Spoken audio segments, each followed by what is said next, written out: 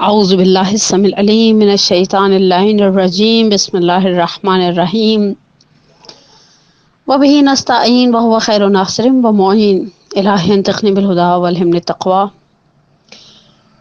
دوست کے انتخاب میں ممنوع افراد کے حوالے سے ہماری پہلے گفتگو ہوئی، جو امام سجاد علیہ الصلوۃ والسلام کی حدیث کے ذیل میں تھی، جنہوں نے امام محمد باقر علیہ السلام کو ارشاد فرمائی تھی، اور اس میں ہم نے ان 5 گروہوں کی طرف، جو امام کی روایت تھی کہ نقل کردہ 5 گروہوں کی طرف اشارہ کیا کہ امام سجاد علیہ السلام فرماتے ہیں کہ مثلا اس سے، بخیل سے، فاسق سے، کذاب سے، ان لوگوں سے دور رہو۔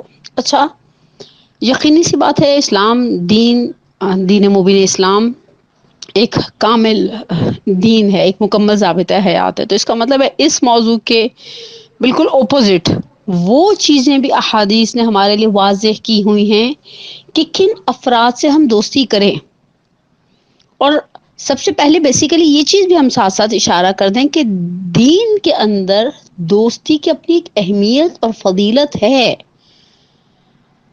البتہ انہوں نے دوستی کی اقسام پھر سے میں کہوں آ گئے سید ہاشم رسولیہ محلاتی علی اللہ مقامہ نے اپنی نفیس کتاب چہل حدیث کے جلد سوم کے صفحہ نمبر 110 کے اوپر دوستی اور کمپینین شپ کی کچھ کیٹیگریز کو بیان کیا ہے۔ مثلا مصاحبت، پہلی کیٹیگری، ہمراہ شدن، ہم صحبت شدن، آپ کسی سے بات چیت صرف کرتے ہیں۔ البتہ یہ دوستی اور صداقت کی حد تک ضروری نہیں ہے کہ ہو، مثلا وہ جو ایک شعر سا ہے نا، وہ کسی شاعر کا کہ دوست ہوتا نہیں ہر ہاتھ ملانے والا، یعنی یہ وہ لوگ ہیں جن سے ہم سلام دعا کرتے ہیں اور بعض اوقات بات چیت بھی کر لیتے ہیں۔ البتہ ہم سوشل میڈیا پر کی جانے والی دوستیوں کے حوالے سے بھی انشاءاللہ کچھ مطالب کو بیان کریں گے۔ پھر اس کے بعد والے مرحلے میں فرماتے ہیں مصادقت، یعنی دوستی صداقت اور سچائی کی بنیاد پر، جس میں آپ کسی کو چیٹ نہیں کر رہے۔ برعکس یہ جو ہماری آج کل کی سوشل میڈیا کی دوستی ہیں، جن میں آخر تک بعض اوقات یہی نہیں پتہ چلتا کہ سامنے والا اگر آپ کو کہہ رہا ہے کہ وہ مثلا کوئی ثنا صاحبہ ہیں تو اندر سے کوئی ثناء اللہ نہیں نکل آئیں گے، نہیں، ایسی دوستی مصادقت جو صداقت، سچائی کی بنیاد پر رکھی جائے۔ پھر فرماتے ہیں کہ مخالطت، ایک دوسرے کے ساتھ ملنا جلنا، چاہے اس میں دوستی ہو دوستی نہ ہو۔ مثلا ہم زندگی کے اندر بہت سارے لوگوں سے وابستہ ہوتے ہیں، ہمارے پڑوس ہوتے ہیں، ہمارے ملنے جلنے والے۔ اچھا، ملنے جلنے والے بھی صرف ہمارے ذاتی ملنے جلنے والے افراد نہیں ہوتے، مثلا میں اور آپ بالآخر ایک خاندان کی ایک اکائی ہیں، ایک خاندان کا فرد ہیں۔ ہماری ان لوگوں کے ساتھ بھی رفت و آمد، میل ملاقات، ملنا جلنا، سلام دعا، شادی بیاہ میں ایک دوسرے کے آنا جانا ہوتا ہے۔ مثلا بہن بھائیوں کی دوستیاں ہوتی ہیں، شوہر، شادی شدہ خواتین کے لیے شوہر کی دوستیاں ہوتی ہیں، آگے سے فردر بچوں کی دوستیاں اور ان کے ساتھ میل ملاقات۔ اس کے اندر دوستی کی کوئی ضرورت نہیں ہے، بس رفت و آمد ہے، یا اسی کے ذیل میں کہتے ہیں مجالست، ہم نشینی۔ اور بالآخر ہم ایسے لوگوں کے ساتھ جا کر بیٹھتے ہیں، شادیوں کی ٹیبلوں پہ بیٹھتے ہیں، مجلس میلاد میں بیٹھتے ہیں، پروگرامز میں بیٹھتے ہیں، گروپس ٹریولنگ کے اندر بیٹھتے ہیں۔ پھر فرماتے مواخات، برادری کرنا، برادری کرنا، یہ بہت حساس مرحلہ ہے۔ یعنی انہوں نے آگے ایک لفظ لکھے، وہ ہم چون برادران رفتار کر دیں، یعنی جیسے انسان اپنے بھائی کے لیے چاہتا ہے، وہ جو ایک ہمارے اندر ہمدردی ہوتی ہے، ہمارے اندر ایک کرچسی ہوتی ہے، ہمارے اندر ایک اس کے لیے نرم گوشہ ہوتا ہے، ٹھیک ہے۔ اور آخری چیز معاشرت، مثلا جو معنی ہمزیستن، وہی بات مثلا پڑوسی ہیں ہمارے، یا جو لوگ جابس کرتی ہیں، جو خواتین یا جو برادران ان کے کولیگز ہوتے ہیں، ٹھیک ہے، آپ کا ان کے ساتھ بہت گھنٹوں ٹائم سپینڈ ہوتا ہے نا۔ تو یہ تو بہت ساری کیٹیگریز ہو گئی ہماری زندگی میں، اور بہرحال آج ہم انشاءاللہ اس روایت کو آپ کے ساتھ شیئر کریں گے، جس روایت کو شیخ صدوق علیہ الرحمہ نے اپنی امالی میں اور خصال میں امام جعفر صادق علیہ الصلوۃ والسلام سے روایت کو نقل کیا ہے کہ امام علی مقام فرماتے ہیں الصداقہ محدودہ، دوستی میں کچھ حدود اور لمٹس ہیں۔ باؤنڈریز ہیں، کچھ باٹم لائنز ہیں. الصداقت محدودہ، دوستی جو ہے یہاں صداقت سے مراد دوستی ہے محدود ہے، اس کی کچھ باؤنڈریز ہیں. ومن لم تکن فیہ تلک الحدود، اور اگر کوئی کسی کے اندر یہ باؤنڈریز مکمل طور پر نہیں ہوں گی تو اسے صدیق کامل، ایک مکمل دوست نامینیٹ نہیں کیا جائے گا. ٹھیک ہے، اور جس کے اندر ان میں سے کچھ بھی نہیں ہے تو اس کو کبھی بھی دوست مت سمجھو. ومن لم یکن فیہ شیء من تلک الحدود فلا تنسبہ الی شیء من الصداقہ، جس میں سے ان میں سے کچھ نہیں پایا جاتا نا، تم اس کو بالکل سرے سے دوستی تصور مت کرو. اس کے بعد امام علی مقام ہماری جانیں قربان ہو جائیں، صادق آل محمد امام جعفر صادق علیہ الصلوۃ والسلام پر جو فرماتے ہیں پہلی شرط کیا ہے بھئی ہم کن کے ساتھ دوستی کریں. دیکھیں دوستی ایک ایسا رشتہ ہے جسے ہم خود منتخب کرتے ہیں، ہم نے پہلے بھی بیان کیا. کچھ رشتے تو اللہ کی طرف سے نا نسبی رشتے ہیں، کون ہماری خالہ ہے، کون ہماری پھوپھی ہے، کون ہمارے ماموں ہے، کون ہمارے چچا ہیں، یہ سب کا اختیار خدا نے ہمیں نہیں دیا. لیکن کچھ رشتے ہم بناتے ہیں، ان میں سے جو رشتے ہم بناتے ہیں ان میں سے ایک رشتہ دوستی کا رشتہ ہے. تو اس کے اندر امام صادق علیہ السلام فرماتے ہیں پہلی شرط صداقت کی وہ یہ ہے کہ اس کا درون و برون سریرتہ و علانیتہ لک واحدہ، تمہارے لیے اس کا ظاہر اور باطن یکساں ہو، ایک جیسا ہو، سیم. ایسا نہیں کہ وہ اردو کا ایک محاورہ ہے کہ بغل میں چھری اور منہ پہ رام رام ٹائپ کا، اور جسے شاید آپ ہپوکریسی، منافقت، دو چہرائی، دو روئی کہہ سکیں. آپ کے منہ پر میٹھے اور بہت ہی قربان جانے والے لوگ ہیں، لیکن آپ کے پیٹھ پیچھے آپ کو ایسے ایسے القابات سے نوازے ہوں گے کہ انسان تصور بھی نہیں کر سکتا. ٹھیک ہے، تو کہا امام صادق علیہ السلام نے پہلی حد کیا بیان کی، صداقت کی. امام فرماتے ہیں کہ اس کا ظاہر اور باطن تمہارے لیے ایک جیسا ہو، دو رو نہ ہو. مثلا یہ نہیں کہ اوپر سے کچھ ہے اور اندر سے اس کا کچھ ہے. دوسری چیز امام صادق علیہ السلام، البتہ ان شرائط کو پڑھ کر انسان خود حیرات تھوڑا شیش و پنج میں پڑ جائے کہ کس کو دوست کہے اور کس کو دوست نہ کہے. دوسری چیز وہ تمہاری زینت کو اپنی زینت اور تمہارے عیب کو اپنا عیب سمجھے. ایسا نہیں کہ خدا نے تمہیں کچھ دے دیا تو مثلا تمہاری جڑوں میں پانی دینے والا، تمہارے پیروں کو کاٹنے والا، تمہارے لیے حسد کرنے والا، تمہاری برائی چاہنے والا نہیں. تمہاری اچھائی اس کی اچھائی، تمہاری زینت اس کی زینت، تمہاری قباحت اس کی قباحت کرے. اور یہ بہت ریئر قسم کے ایسے دوست ہوتے ہیں جن کے لیے آپ کی خوبصورتی وہ اپنے لیے بھی خوبصورتی تصور کرتے ہیں، ہاں یہ ہمارا دوست ہے. ورنہ بعض اوقات تو آپ نے دیکھا ہے دنیا بھری ہوئی ہے خدا کی رنگ برنگی مخلوقات سے. اس کے بعد فرماتے ہیں تیسری چیز لا یغیرہ علیک مال ولا ولایہ، اس کی مال اور دولت، اس کی کیفیت کو، اس کے ایٹیچیوڈ کو تمہاری نسبت تبدیل نہ کرے. مثلا جب مثلا وہ فقیر تھا، نادار تھا، یا ہینڈ ٹو ماؤتھ تھا، یا بس مناسب قسم کے حالات میں تھا تو تمہارے ساتھ اچھا تھا. آج اللہ نے فضل کر دیا، اپنی بارگاہ سے نواز دیا، کرم کر دیا، اللہ نے پیسہ دے دیا، آپ اسے ملنے کے لیے جائیں تو پوچھے آپ کون؟ نہیں، ایسا نہیں. یہ امام صادق آپ دیکھیں امام صادق باؤنڈریز بنا رہے ہیں، ایک کے بعد دوسری کے بعد تیسری. یہ تیسری باؤنڈری ہے لا یغیرہ علیک مال ولا ولایہ. تمہاری اس کو اگر ولایت یعنی اتھارٹیز مل جائیں، پیسہ آ جائے، اتھارٹیز آ جائیں.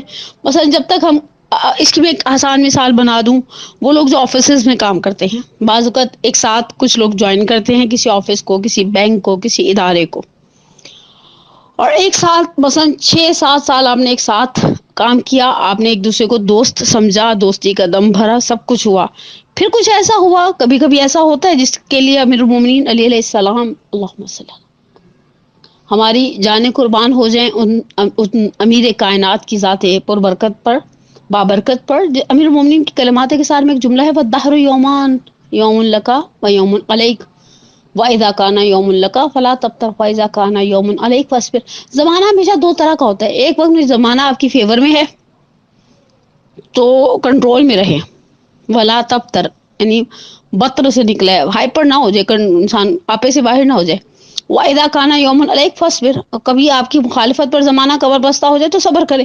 اچھا کمال کیا ہے، فرض کریں ایک ساتھ کام شروع کیا، ایک ساتھ کسی ادارے کو جوائن کیا، ایک جیسی ملتی جلتی سیلریز تھی، ایک جیسے ملتے جلتے پیکیجز تھے، ایک جیسی ملتی جلتی کرسیاں تھیں، اس شخص کے لیے یومن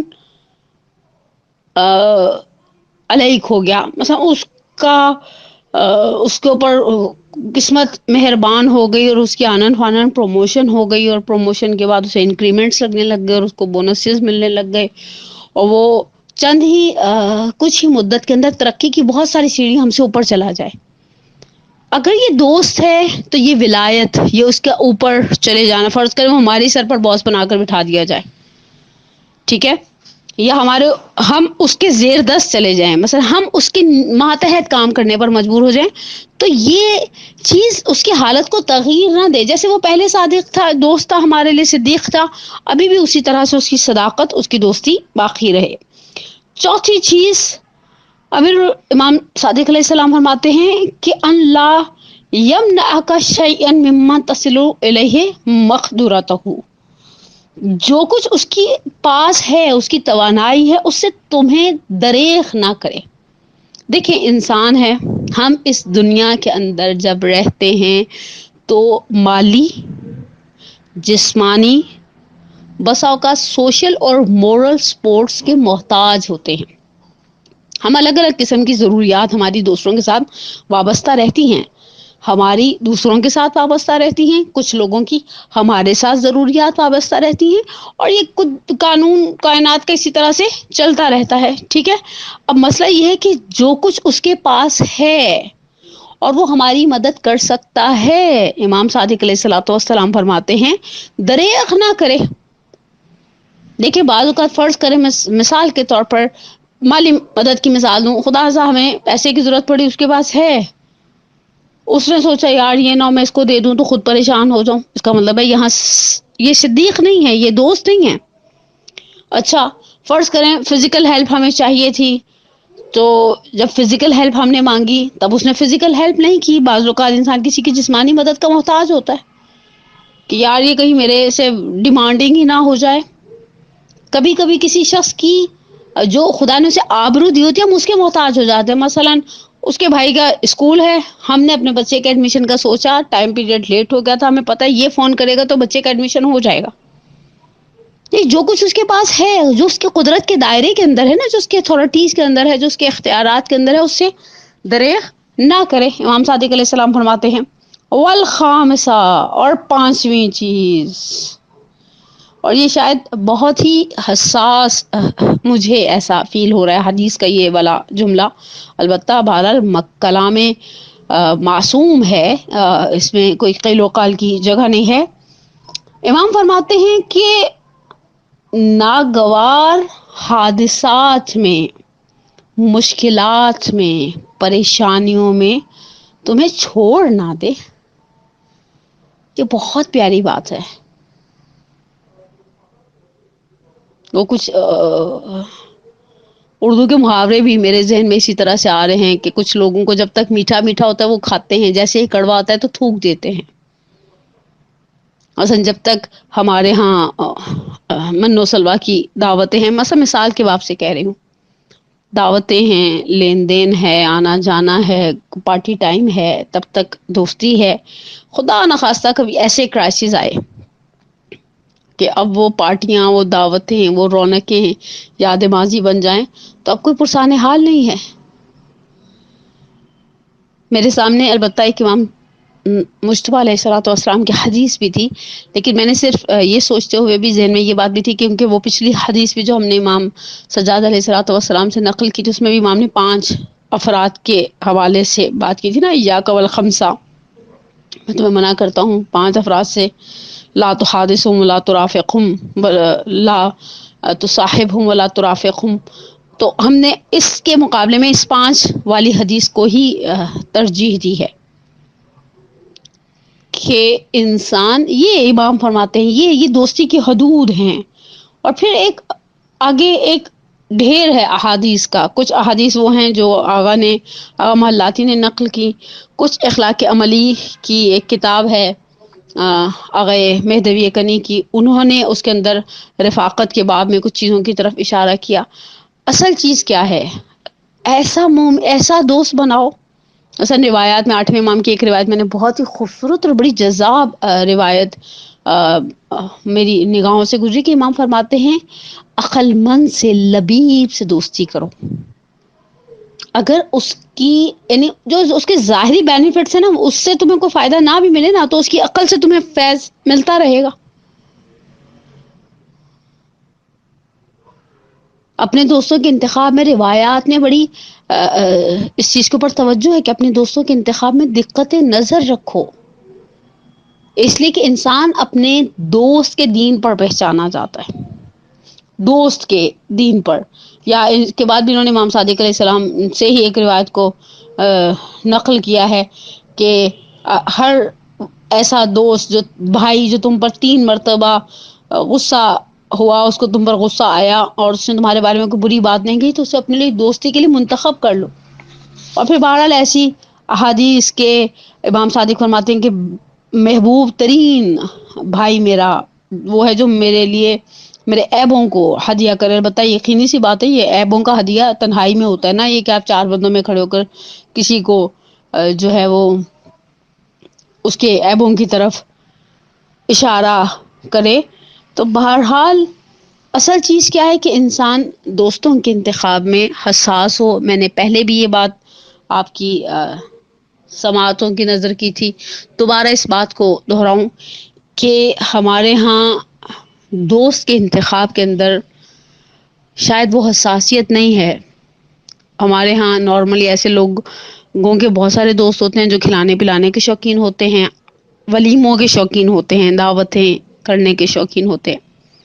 اور ضمناً ایک اور چیز کی طرف بھی اشارہ کر کے آج کی گفتگو کو مکمل کر دیں ہم، کہ شاید اس وقت جو عجیب ترین اور بدترین قسم کی دوستیاں اغلب پوری نہیں، ہم کسی کے بارے میں کوئی اسٹیٹمنٹ یا کوئی رائے قطعی نہیں دے سکتے، یہ وہ نام نہاد دوستی ہیں جو سوشل میڈیا پر ہو رہی ہیں، جن میں سب سے پہلی چیز تو صداقت، ان کی سچائی ہی سوالیہ نشان ہے. میں نے جیسے شروع میں گفتگو کے عرض کیا کہ ہمیں پتہ نہیں ہے کہ جس شخص سے ہم بات چیت کر رہے ہیں وہ واقعی اس کی جینڈر وہی ہے جو وہ بتا رہا ہے، اس کا عہدہ مثلا. اس قدر غلط بیانی کا ایک بازار سا گرم ہے، اور ہم اس بدترین قسم کی سرکمسٹانسز کے اندر ہیں کہ ہمیں یہ نہیں اندازہ کہ ہم اس طرح کے لوگوں کے ساتھ بات چیت کے دوران کتنی نیگیٹیوٹی ہے جو ہمارے اندر آ رہی ہے. علی الخصوص میں آخر گفتگو میں ایک چھوٹی سی محتاط ہونے کی تاکید کروں اپنی بچیوں کو جو ابھی بہت کم سن ہیں، امیچور ہیں، اگرچہ وہ سمجھتے اپنے آپ کو پچھلی نسل سے زیادہ سمجھدار ہیں اور زیادہ سوجھ بوجھ والا سمجھتے ہیں. یہ بچوں کے اندر یہ ہوتا ہی ہے، یہ کوئی ایسی انہونی سی چیز نہیں. ہر نئی نسل کو لگتا ہے وہ پچھلی نسل سے زیادہ سمجھدار، اور بعض چیزوں میں 100% ان کا IQ لیول ہم سے بہت اچھا ہوتا ہے. لیکن پرانے زمانے میں ماؤں کا ایک بہت چیک اینڈ بیلنس ہوتا تھا دوستوں کے گھر آنے جانے پر. اب مسئلہ یہ ہے کہ اب تو جانے آنے کا انسان محتاج نہیں رہا. اب وہ اپنے ہاتھ میں ایک گیجٹ رکھا ہوا ہے، سامنے والے کے ہاتھ میں ایک گیجٹ ہے، تصویروں کے تبادلے ہو رہے ہیں. خدا نخواستہ کہنا نہیں چاہیے بے حجاب تصویروں کی بھی رد و بدل ہو رہی ہوتی ہے، گھر کی شادی کی تصویریں بھی شیئر کی جا رہی ہوتی ہیں. کچھ تھوڑا بہت المومن هو القیس، مومن کی ایک نشانی تو یہ تھی کہ وہ بہت سوجھ بوجھ والا ہوتا ہے. اور تعجب کی بات یہ ہے کہ ہماری بچیاں اس نام نہاد دوستی کے، اچھا باقاعدہ مجھے تو بھی پتہ چلا کہ ان کی سالگرہیں بھی ان دوستیوں کی منائی جاتی ہیں کہ 6 سال پہلے ہم فلانی ایپ پر ہماری ایک دوسرے کے ساتھ آشنائی ہوئی تھی، جل الخالق. ویسے ان سے ان کی NIC کا نمبر پوچھ لو تو انہیں یاد نہیں ہوگا. ویسے انسان کی دادی کی برسی کی تاریخ پوچھ لو تو وہ یاد نہیں ہوگی، وہ یاد ہے کہ وہ فلاں صاحبہ سے ہماری اس فیز کے اندر گفتگو دوستی ہوئی تھی مثلا فلاں پلیٹ فارم پر. تو بہرحال بچیوں کو بہت محتاط رہنا چاہیے. آن لائن اسکولنگ کے سسٹم نے ماؤں کو بعض اوقات بے بس کر دیا کہ وہ آپ اپنے ان بچوں کے ہاتھ میں بھی گیجٹ دیں کچھ گھنٹوں کے لیے، جنہیں وہ ابھی کووڈ-19 سے پہلے گیجٹ دینا مناسب نہیں سمجھ رہی تھی. اور بچے ہماری توقع سے زیادہ شارپ نکلے ہیں. انہوں نے اس کا بعض اوقات فائدہ جائز اٹھایا اور بعض اوقات ناجائز اٹھایا. ہم تو صرف خدا کی پناہ ہمیں دے سکتے ہیں اپنی آنے والی نسل کو، لیکن بہرحال ایک ماں ہونے کے ناطے یا ایک بڑا ہونے کے ناطے جو ہماری ذمہ داری ہے ان سے ہم ہاتھ نہیں اٹھا سکتے. ہم یہ نہیں کہہ سکتے اللہ میں تیرے حوالے، اللہ میں نے کہنا خوب میں نے امانت دی تھی. تو سألونا بہ والارحام، تم سے تمہارے یہ جو رشتے ہیں ان کے بارے میں سوال کیا جائے گا. تو خواتین کو للخصوص بہت بہت سارے واقعات بعض اوقات اتنے سرسام آور سننے میں آتے ہیں کہ چوری چکاری کے حوالے سے بھی، دوستیوں کے حوالے سے بھی، کہ اس کی اس سے دوستی ہو گئی اور اس نے اس سے دوستی کر لی اور ان دوستیوں کا نتیجہ سوائے تباہی کے کچھ نظر نہیں آتا. دوستوں کی کرائٹیریاز رہے ہیں اہل بیت کے نزدیک، اور اب جب ہم اپنے آپ کو اہل بیت سے وابستہ، مکتب اہل بیت سے وابستہ سمجھتے تو ہمیں لامحالہ کچھ حد و حدود کا خیال رکھنا چاہیے کہ اہل بیت کے نزدیک دوستی کے معیارات سے ہم اپنے معیار پر، اپنے اسٹینڈرڈ پر کمپرومائز نہ کریں نا. جس طرح ہم اپنی دنیا کے اسٹینڈرڈز پر کمپرومائز نہیں کرتے. ہم سب جانتے ہیں کہ لوگوں کا پہننے اوڑھنے کا ایک سٹینڈرڈ ہے، لوگوں کا کھانے پینے کا ایک سٹینڈرڈ ہے، لوگوں کا لیونگ سٹینڈرڈ ہے، لوگوں کا شادیاں کہاں کرنی ہے کہاں نہیں کرنی ایک سٹینڈرڈ ہے. دوستی کے معاملے میں ہمارا کوئی سٹینڈرڈ نہیں ہے. دوستی کے معاملے میں بھی تو سٹینڈرڈ ہونا چاہیے نا. الخصوص ہم خواتین جو بیگ سے لے کر تو پتہ نہیں دوسرے کی چپل تک پر ہماری نظریں ہوتی ہیں اور دوپٹے کی ڈوری پائپنگ تک پر ہماری توجہ ہوتی ہے، اور دوستی کے معاملے میں ہم اس طرح سے کہ ہم کیا ہر شخص کے ساتھ دوستی کرنے پر تیار ہیں؟ اس زمانے میں تو پناہ ہی مانگی جا سکتی ہے. یہ جو دوستیوں کے نام پر سلسلے ہیں اور جو تھوڑا سا شاید کہنا نہیں چاہیے، بڑوں کا بھی اتنا شاید چیک اینڈ بیلنس نہیں ہے. الخصوص برا دوست زہریلے سانپ سے بھی بدتر ہے. بچیوں کے معاملات میں بہرحال پروردگار بحق محمد و آل محمد، بحق ائمہ اطہار، ہم دعا گو ہیں خدا کی بارگاہ میں کہ خدایا تجھے تیرے خلیل کا واسطہ، تو نے ابراہیم علیہ الصلوۃ والسلام کو خلت کے لیے چنا، اور تجھے تیرے ہر اس ذات تیری ہر اس ذات کا واسطہ جس کے صدقے میں تو دعاؤں کو قبول کرتا ہے پروردگارا، ہمیں دنیا میں اچھے دوست، اچھے مصاحب کی نعمت سے مالا مال فرما.